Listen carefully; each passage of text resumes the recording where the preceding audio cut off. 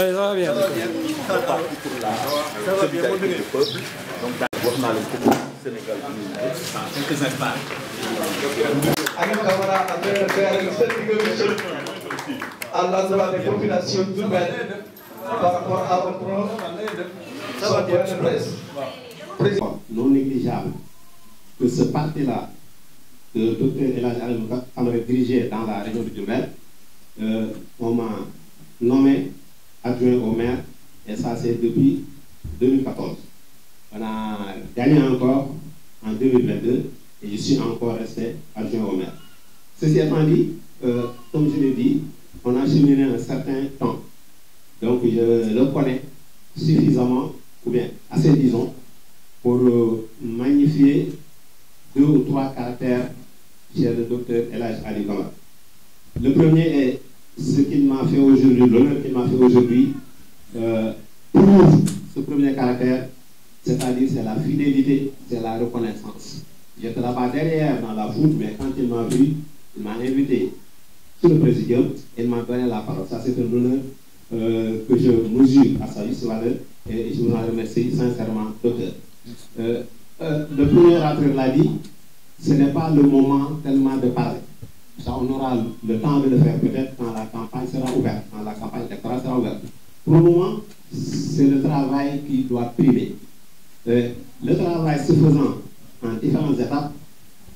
l'étape dans laquelle nous sommes actuellement, c'est l'étape des parrainages. Donc il faut que tout le monde se focalise sur ces parrainages,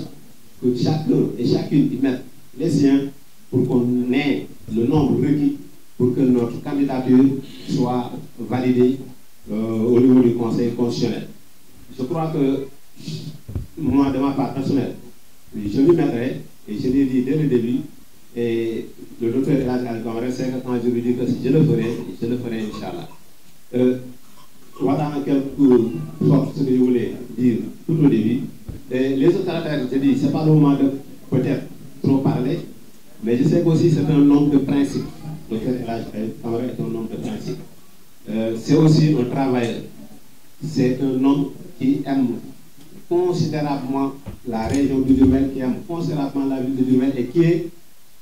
aime aussi le Sénégal dans sa globalité. C'est-à-dire, les Wolof di wax mbéy sa wewu tànk, il aime le Sénégal, mais en commençant bien sûr par sa ville natale, sa région natale, qui est la région de Diourbel. Là, on peut le comprendre aisément. Donc voilà ce que je voulais dire en gros, et inviter chacun et chacune à se mettre sérieusement au travail, à mouiller comme on dit le maillot, pour que ce résultat soit atteint. su ma ko bëggee tënk rek ci wolof ginnaaw mu nuyoo ñëpp sant leen ma présenté wu man maa El Hadji Malick Ndiaye adjoint maire commune Ndoulo di wax ni maa El Hadji Aliou Camara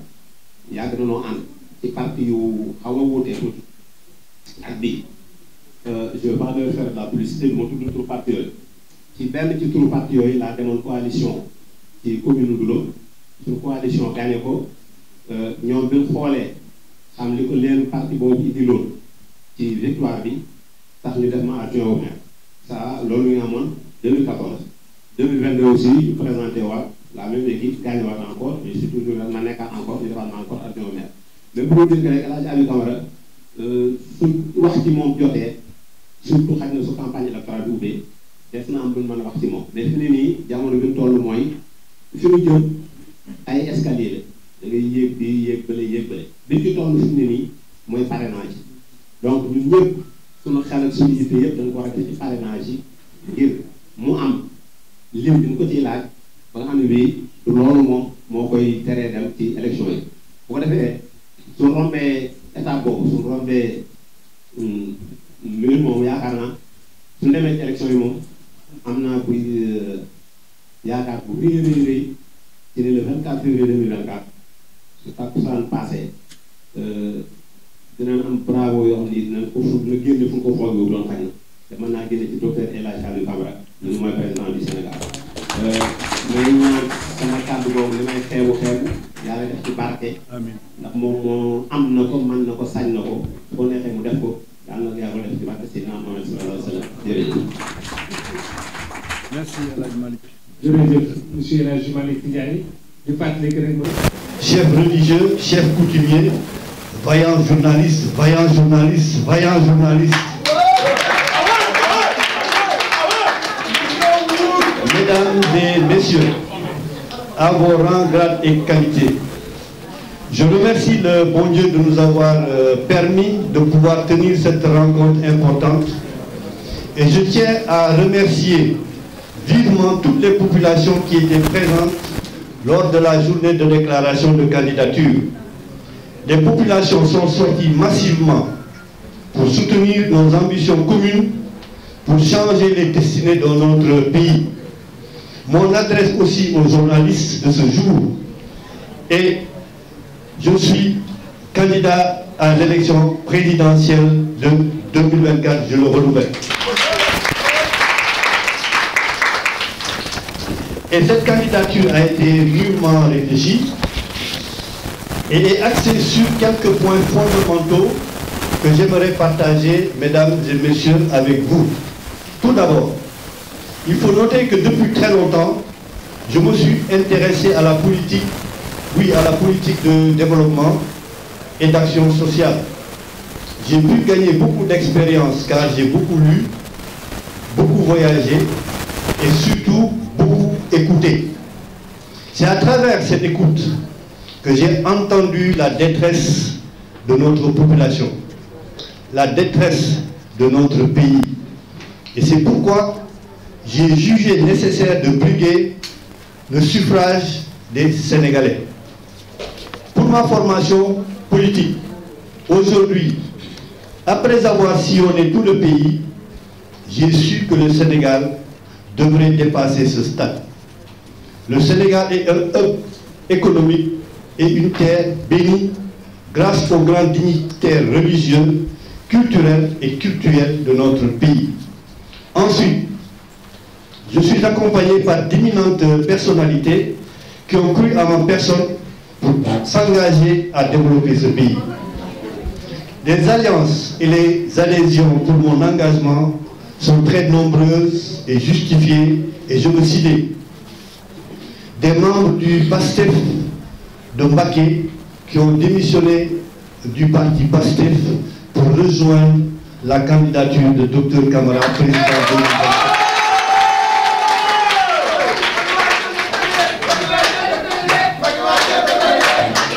Je veux citer aussi parmi les personnes qui sont venues nous soutenir des membres de Samsunungor, de Silabok et de Gumsobok, du parti Gumsobok de Djourbel, qui sont venus rejoindre la candidature de Dr Camara. Et beaucoup de sympathisants de tous bords sont venus aujourd'hui renforcer la dynamique de la candidature de Dr Camara, président 2024.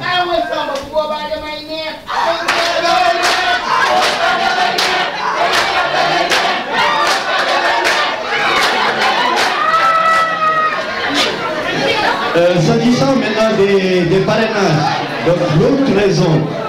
qui a valu la convocation de ce point de presse, c'est pour donner la situation de notre candidat Dr Camara, Aliou Camara, président 2024, la situation sur ce parrainage. Donc s'agissant des parrainages, notre mandataire national a retiré le dossier relatif au parrainage depuis le premier jour. Sur ce, notre unique cheval de bataille reste maintenant de faire focus sur les parrainages. Ensemble, nous avons dégagé une stratégie gagnante pour passer ce filtre citoyen des parrainages entre 0,8 et 0,6 et 0,8% dans les 7 régions. Nous avons retenu pour les 7 régions la région de Djourbel,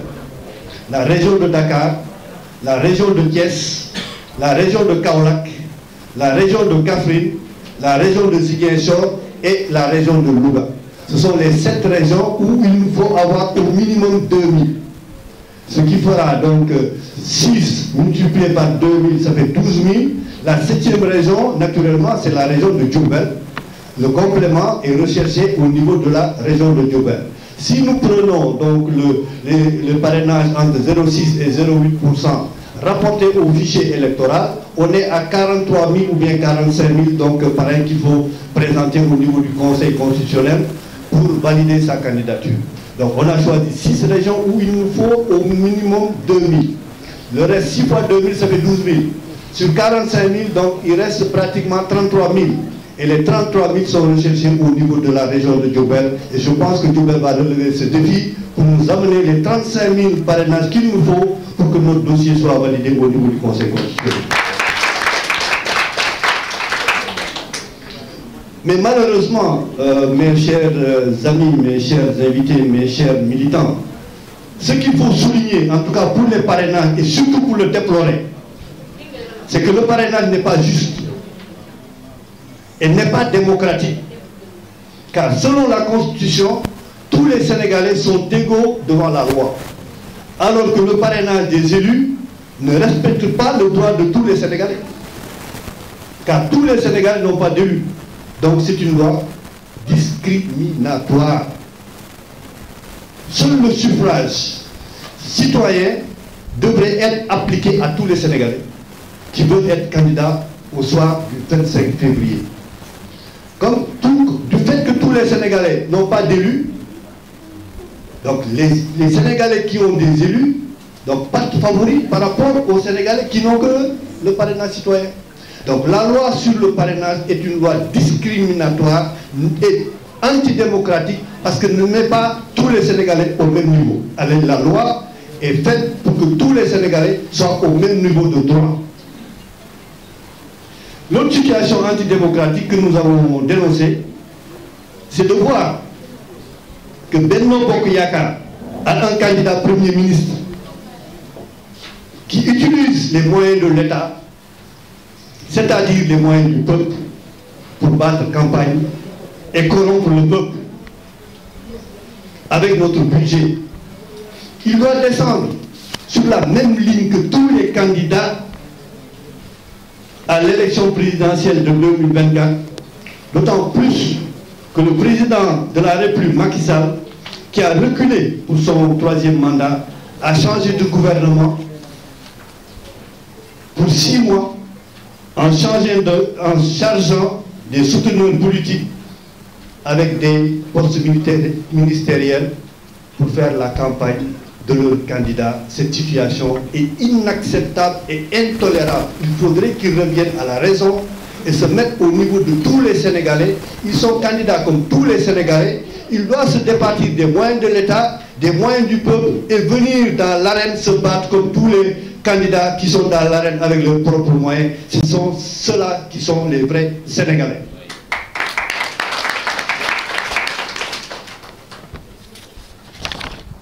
Nous appelons donc tous les Sénégalais et tous les candidats à dénoncer ce hold-up politique.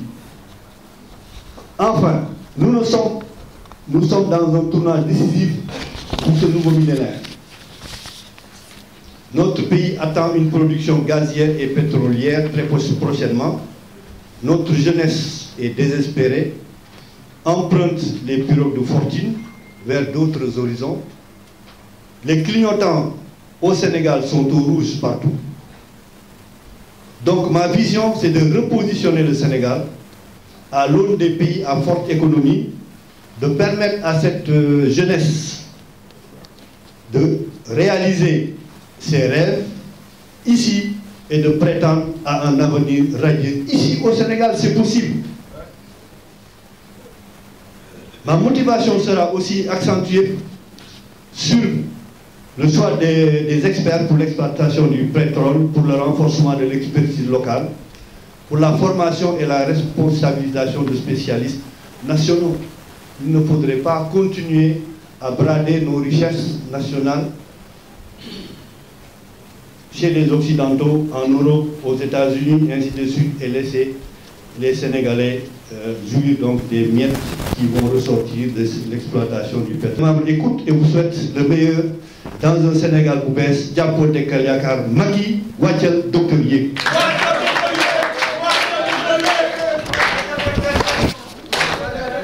képp ku fi teew maa ngi koy nuyu di ko sant di ko gërëm donc ñi ñëw jàppale ñu militants yi ak militantes yi ak seen partenaires yi nga xam ne ñëw nañ tey jii jàppale ñu ci point de presse bi ñu bëggoon def pour joxe suñu situation ci parrainage bi wante sant gërëm ñi nga xam ne ñëwoon nañu ñu ci déclaration de candidature bi ñu defoon fii ci Diourbel le 9 septembre mu nekkoon bés bu am solo ci Diourbel waa Diourbel yëpp génn ànd ak man ci déclaration de candidature boobu donc bés bi daf may ma sant gërëm ñëpp ñi nga xam ne jàppoon nañu ci loolu liggéey boobu ñëpp ñi nga xam ne génnoon nañu mobiliser ndax liggéey boobu nekk liggéey bu taaru ba léegi defe naa ne événement bu mel noonu gëj naa am Diourbel wala bu fi mësee am tamit bëriwul wala mosu fee am mooy journée de déclaration de candidature donc du candidat docteur Aliou Camara président 2024. donc suñu mbokk journalistes yi ñu ngi leen di nuyu góor ak jigéen ñu ngi leen di nuyu ku fi nekk ku fi teew ñu ngi leen di nuyu et ñi ngi gërëm tamit délégation yi ngi xam ne ñëw nañu fii jógee Kaolack ñu ngi leen di gërëm di leen sant délégation département Diourbel délégation commune de Diourbel délégation donc Thiès délégation Dakar ak délégation donc yeneen régions yi yu ñëw fekkee point de presse bi di wane seen cofeel ak seen engagement ci li nga xam ne mooy candidature docteur Camara président 2024. tàmbale suñu kàddu rek di sant yàlla di ci yërmande bi ñu defal ba ñu fekkee bés bi et te tal ko te mën a saafonte ñun ak suñu mbokk yi jógee fu sori yooyu ak suñu responsable yi nga xam ne ñi nga ànd ak ñun ci liggéey bi ak suñu doomu bàjjen yi journalistes yi nga xam ne donc tey jii ñoo teew suñu kanam pour jël bataaxel yi nga xam ne moom la ñuy joxe tey jii. maa ngi gërëm population Diourbel yépp di génnoon ci bés boobu jàpp nañu ba bés boobu nekk bés bu taaru boo xam ne defe naa ne kenn dootu ko fàtte fii ci Njaareem et bés boobu tamit journalistes yi donc def nañ ci seen kéemtalaay kàttan métti woon na lool mais wax naa leen léegi li ma ci xalaat et ni ñu wax ne politique yàgg naa ci lool ndaxte ñi yàgg même ci journaliste xam nañu yàgg nañ ma gis ci langue politique bi ma yàgg ci lool li ko waraloon mooy sama engagement pour Diourbel jëm kanam moo tax ma yàgg ci langue politique bi donc am naa ci ay ndombo tant que conseiller municipal 1996 laa njëkk a nekk conseiller municipal loolu yàgg na et 2014 laa nekk conseiller départemental de 2022 de sama mandat conseil départemental jeex donc j'ai fait 7 ans de conseil départemental bi ñu renouveler conseil départemental bi la toog noppalu et bàyyi conseil bi daal di dem mais man maa doon président de la commission chargée des relations extérieures du conseil départemental de Diourbel loolu day wane rek li ma yàgg ci politique ak ndomba tànk yi ma ci yàgg am te Alaaji Malick wax na ko élection bu nekk dañ daan demal suñu bopp daaw dem ak coalition moo tax daan nañu am conseiller Adja Daba Gueye wax na ko daan nañu am conseiller mais daaw ñu jël ndam li parce que daaw ñu dem coalition et loolu tax na ba tey jii dox bi ma doon dox ci politique liggéey bi ma doon liggéey ci politique indi ma nekk candidat président pour élection présidentielle yi nga xam ne ñu ngi koy dégmal muy 5e président de la République du Sénégal donc loolu itamit li ma ciy wax mooy ala kuli alin élection bi ki muy fal président bu bees lay doon c'est-à-dire que président bi nekk président tey jii mooy organiser élection yi mais moom nee na du nekk candidat donc faw kii yore Sénégal nekk président bu bees mais li nga xam ne moo jar a wax mooy sénégalais yi ñooy fal président de la république tey jii bu fekkee ne ñi ngi jëm ci 5e président de la république ki nga xam ne moo nekk président dafay organiser élection yi daal di dem defe naa ne bu fekkoon ne naw na sénégalais yi respecté na sénégalais yi président Macky Sall dafa waroon na bi mu déclaré ne du dem 3e mandat wax waa Sénégal yéen a ma faloon am naa 2 mandats dootuma dem 3e mandat mais buum ak sañ-sañ bi ngeen ma joxoon yéen a ma ko faloon jox ma ko maa ngi dem delloon naa leen buum boobu ak sañ-sañ boobu candidat yi nga xam ne déclaré wu na ñëpp ay sénégalais leen ngeen tànn ki leen doy ngeen tànn ki leen bëgg loolu mooy démocratie donc président Macky Sall li mu def du démocratie bëgg a dem tànn ku la neex ne moo la fiy toogal moo lay demal campagne yore moyen état bi yore auto état bi yore essence état bi yore lépp état bi bëgg a dem campagne nekk premier ministre loolu du démocratie donc démocratie bi Macky Sall di woote Macky Sall n'est pas un démocrate, c'est un autocrate. dafa war a dem bàyyi peuple sénégalais mu tànn ku ko neex te ñun ci candidat yi la ñu bokk suñu moyen bopp la ñuy demee li waroon mooy bi mu tànnee candidat bi mu ne moom moo koy wuutu candidat boobu dafa waroon summi ndombo premier ministre am bàyyi moyen état nga xam ne moyen état mooy budget wu Sénégal peuple Sénégal moo koy cotiser dem nekk candidat comme yeneen candidats yi loolu mooy respecter sénégalais yi bàyyi alalu sénégalais yi ñuy politiquer di ko dóor ci kaw Sénégal di jënd sénégalais yi te sénégalais ñoom moom alal boobu donc ñemewuñu sénégalais yi bu ñu ñeme woon sénégalais yi defe naa dañuy wàcc làng yi comme yeneen candidats yi bëre ku mën sa morom daan bëre ku mën sa morom daan. Donc c'est ça la démocratie. Aujourd'hui, Benno Bokk Yakaar n'est pas sur le chemin de la démocratie. Benno Bokk Yakaar veut forcer les Sénégalais à élire le successeur de Macky Sall te duñ ko nangu.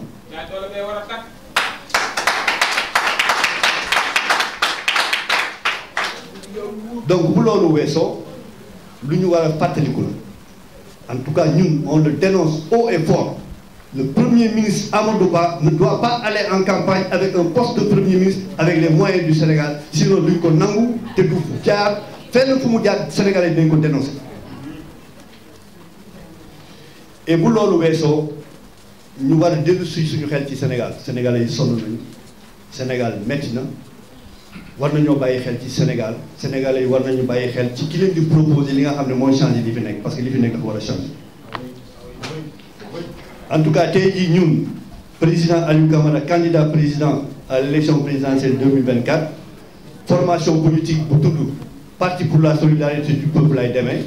am na ñu bëri ñu ma fekk si dooleel ma ci candidature boobu dégg ngeen sànq seen porte-parole wax fi muy Saliou Sène jógee ci mouvement ci la bokk tey jii candidature docteur Camara am na ñoo xam ne ñu ngi démissionné ci parti Pastef bi nekkoon Mbacké ñëw rejoindre sama candidature am na ñoo xam ne ñu ngi démissionné ci parti Gëm Sa Bopp ñëw jàppale sama candidature am na ñoo xam ne ay mouvement lañu sàmm suñu ngor ak ay bàjjenu gox yoo xam ne tey jii ay bàjjenu gox yoo xam ne tey jii ñëw nañu pour jàppale ñu ci li nga xam ne mooy sama candidature donc candidature bi li muy demee mooy coalition boo xam ne incha allah donc dinañ dem ci élection présidentielle yi wante élection présidentielle yi comme ni ñu ko waxee il faut que ñu sàmmoon teg li fi loi bi teg bien que c'est antidémocratique mais il faut ñu respecter ko c'est-à-dire que ñu ngi ci parrainage yi et yàlla def na sori nañ ci lool fi mu nekk nii donc li mu 60 000 lañ doon wut am nañ ci pratiquement 60% yu ñu ko dépassé et suñu mandataire bi donc comme ni ngeen ko gisee keroog bi ñu wooyee retirer na les fiches de mandataire les fiches de parrainage Dakar Thiès Kaolack Kaffrine Ziguinchor et Louga juróom-ñaareelu région mooy Diourbel donc yenn juróom-benn région yi bu ñu fa amee 2000 muy donc muy fukki junni ak ñeent mu des fanweeri junni ak ñett pratiquement ñu war a mottali donc Diourbel fii la ñu yaakaar am fanweeri junni ak juróom pour que ñu mën a am donc juróom-benn junni parrain yi nga xam ne moom la ñu laaj. loolu ñu ngi ci sori nañ ci loolu macha allah donc loolu taxoon tey jii ñu convoqué point de presse bi pour joxe suñu xalaat ci parrainage bi won leen fu ñu toll wax waa Diourbel ak délégation yi nga xam ne lim naa leen ñu jógee ci région yi ñu tànn ñu mën a donc liggéey ba ñu mën a jàll obstacle bi nga xam ne mooy obstacle parrainage parce que obstacle la parrainage bi justifié wul jaru ko pour dem élection présidentielle rek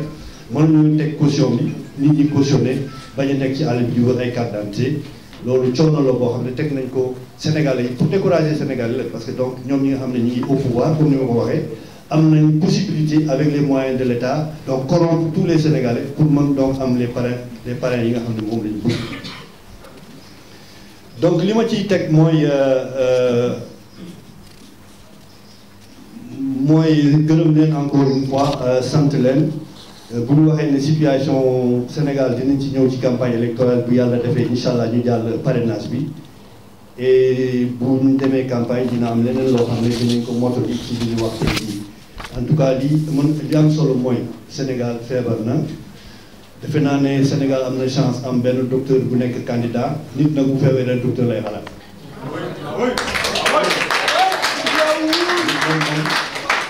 defe naa ne moom nit moom bu feebaree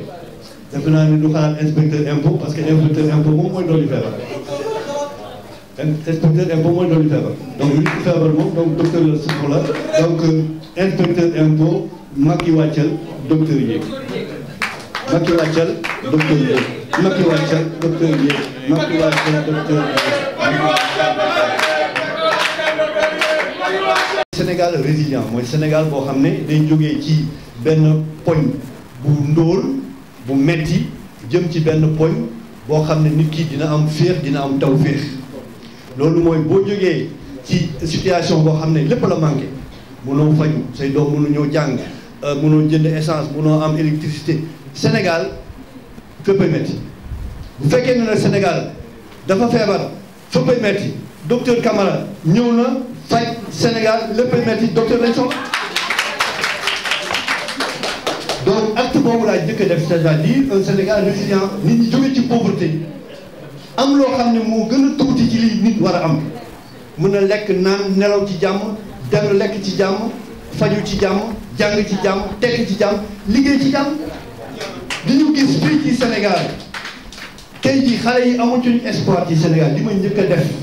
pour Sénégal mooy fexe ba mbëkk mi ak mbënd mi xale yi daw Sénégal mën a toog Sénégal gëm Sénégal jëriñ seen réew loolu ci li ma njëkk a def la bokk. ndaxte comme que Macky Sall ak gàngooram mënuñoo am solution ci immigration irrégulière amuñu solution nit boo amul solution doo pousse ay pion mel ne kuy dam yéeg da ngay dem sa yoon nga wàcc docteur yéeg Macky wàccal docteur yéeg. léegi li nga xam ne mooy pour Sénégal loolu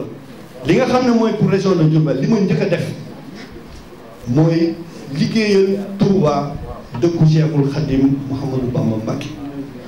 ndaxte Touba richesse su Sénégal la waxuma Diourbel kese mais richesse su àddina bi yëpp la dëkku diine la d'accord mais dëkku tourisme la